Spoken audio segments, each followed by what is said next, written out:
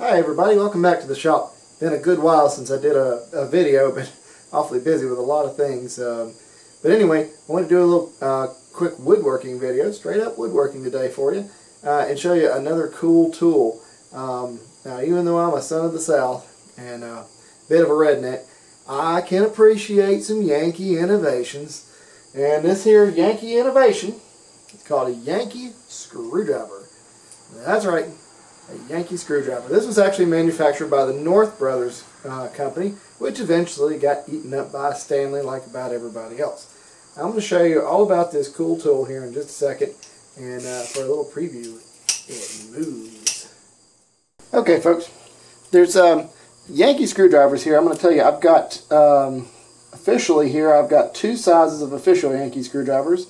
There's a small, like this guy here, and then there's a medium, like these two here.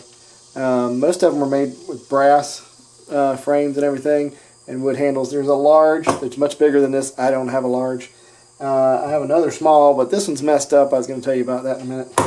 Anyway, the Yankee screwdrivers all work about the same. There's two varieties. There's a spring-loaded and a non-spring-loaded. I don't have a spring-loaded, so I'm just going to show you the non-spring-loaded version. But if you see here, it has a selector switch on here. That selector switch is for forward or reverse, just like a ratcheting screwdriver. Now, you can turn it, and you see it doesn't pull out here. There's a locking collar right here. You have to release that locking collar, and then it will pull out. And you see the cross-hatching in here. Here comes the dog, Charlie. And when you push it in, you see it spins the bit. It turns. This is turning each time you push it in. And depending on which way you have that collar selected, it moves different ways. Now, spring-loaded ones, when you release this collar, it'll shoot out just like that. And every time you push down, it'll shoot itself back out. That's helpful and not helpful. I do have one spring-loaded screwdriver. It's not a North Brothers. It's made by Miller's Falls. I'll show you that in a minute, and how it's different. The other neat thing you can do with this, you can leave it locked just like this, leave the collar locked, and you can use it just like a regular ratcheting screwdriver in either direction. And it works great. The other thing you can do is you can lock it so that it doesn't turn at all, and you can use it like a regular old screwdriver. Or you can extend it out and you can pull it back into the middle, and now it won't push in, and now you got a longer screwdriver. See there? So you got lots of different options with this, and I think that that's one of the things that makes them really versatile as a tool. The large one works in pretty much the same way. It has a selector switch on here. It's just a whole lot bigger when you pull it out of there.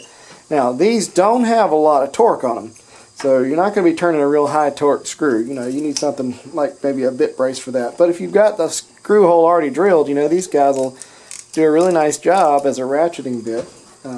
And I'll show you, we'll use one in just a second. The interesting thing about the Yankee bits, too, and I'm going to try to show you this. I don't know if my camera is going to get close enough shot for this or not. They have a little notch in the bits. Let's see here. I don't think it's going to show us. Anyway, I can get the camera to focus. Hold on, let's see if I can get it to focus here. There we go. So they have a little notch in the bit here, if you can see that. And then the top of it's got a little stair step on it.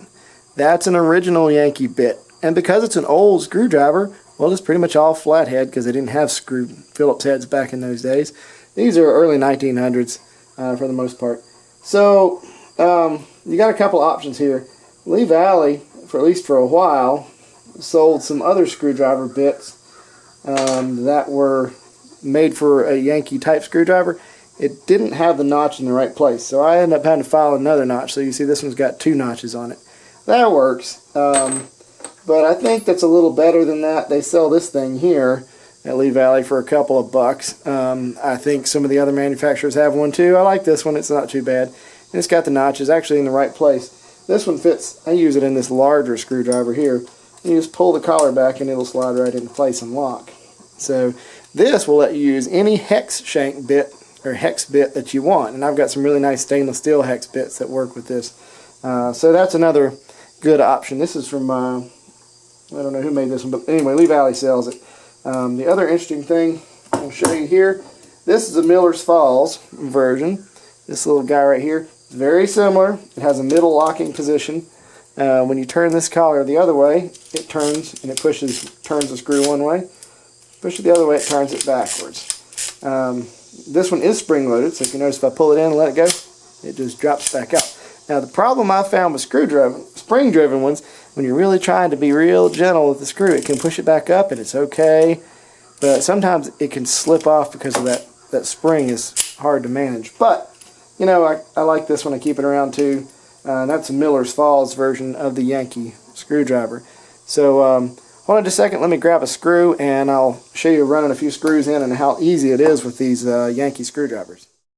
Okay guys, I'm going to show you how this works real quick. I've got the modified Phillips head bit chucked up here in this little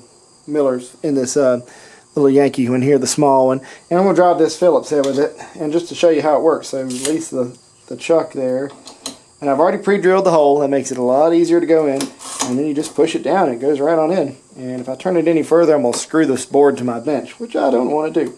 So we'll turn the switch back here and push it back out. There you go, and just like that, a couple pushes, screws out, screws in, either way. This works really, really good. Let's try the big one. This is a big screw here. Again, these are not real high torque screwdrivers, so you can start it like this if you want to start it with a ratcheting motion. Turn the collar, open up, and drive it on in. And I think we're hitting the bench again. It's only a 3/4 inch board, but you get the idea. And we'll just push it. It helps when you're doing this. This collar rotates here. Let's see if you can see this. This collar rotates. So when you do it, if you hold on to it right there like I was doing, that's where you hold on to, and it'll rotate. Oh, screws out. Pine. Anyway, other thing to show you about these guys, if you find one of these things, you want to watch for the chuck. Make sure it's real tight. These are usually pretty strong, strong springs in here, but it should hold a bit without dropping out. You know, that bit's not dropping out of there. So this spring here releases and it should come right out of there.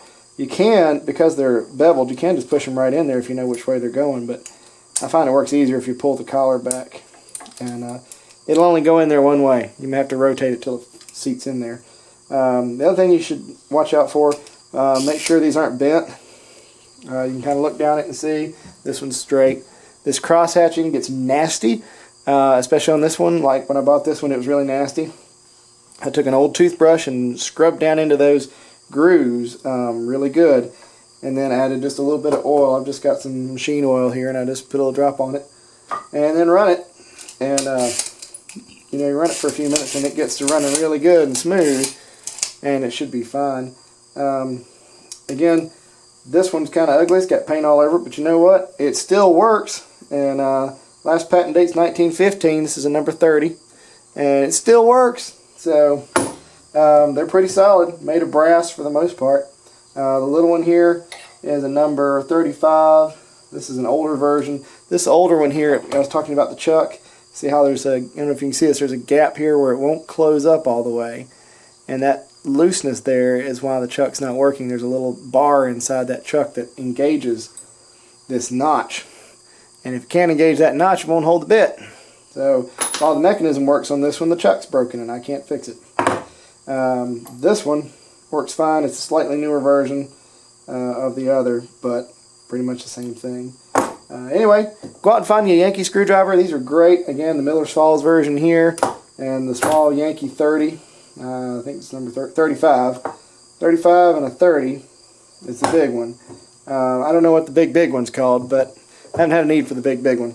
But anyway, go for it. Get you one of these things. They're great. You can even have a long screwdriver. Just lock it out there, and now you got a giant long screwdriver. But they're really handy, and with these hex bit adapters, you just can't go wrong, you know. So, oh yeah, for you electronics guys, these are great, especially this little one like this. Put this little bit, you know, this little flathead in there. Works great for machine screws. So if you're doing any machine screw work, this little guy is really great, because machine screws don't need a lot of torque. You know, you can just run them right in, and you know, they're really good for that. So anyway, Yankee Screwdriver, a good invention from those clever folks up north. Thanks for watching, and I'll see you next time.